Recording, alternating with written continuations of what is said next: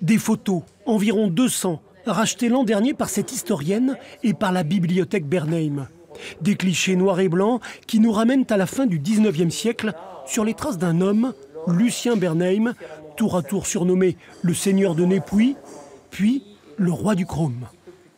C'est des photos qu'on peut dater de façon assez précise au moment où sa femme était encore présente en Nouvelle-Calédonie. Parce qu'en fait, ce sont des photos qu'elle envoyait à sa famille en France pour témoigner un petit peu de leur vie quotidienne. Donc c'est des photos qui se situent en gros entre 1895 et 1899.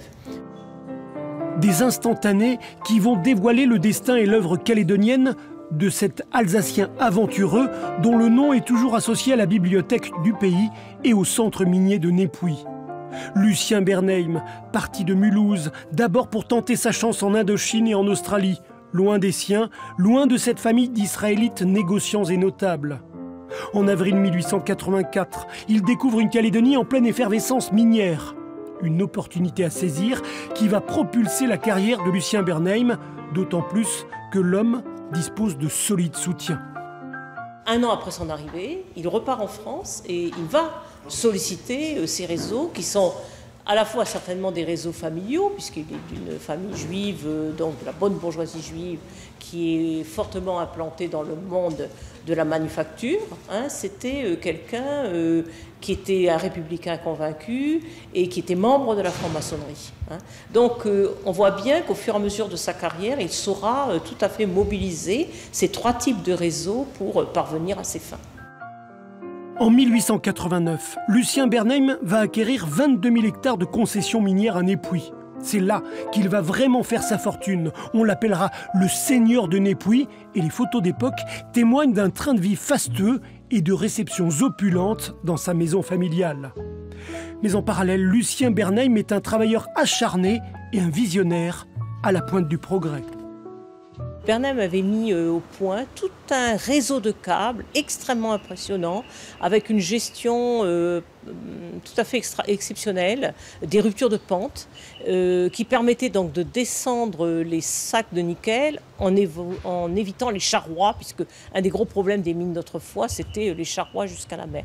Et donc il a amené tout ce réseau, qui était un réseau en éventail. Ce réseau venait finalement se concentrer sur le départ de la petite ligne de chemin de fer qu'il a fait construire en 3 ans. Avec ce réseau d'une vingtaine de kilomètres de câbles et pas moins de 150 kilomètres de sentiers muletiers, le centre de Népouy est économe en main-d'œuvre. Un village est créé de toutes pièces et une communauté bigarrée de travailleurs de toutes origines s'active sur les pentes minières. Parfois, le gouverneur Fayet, ardent soutien de Lucien Bernheim, se déplace pour rencontrer l'autodidacte de Népouy. Le chef de la colonie peut admirer le nouveau wharf et assister à l'embarquement de tonnes de minerais verts. Sa réussite lui attire aussi des jalousies et très vite la SLN lui intente une série de procès. Au final, Bernheim se trouve obligé de revendre Népouy en 1899. C'est là qu'il va rebondir sur l'exploitation du chrome à Thiébagui, mais aussi à Progny et Ploum. À l'époque, le chrome, utilisé dans le traitement des cuirs, est très demandé sur le marché mondial.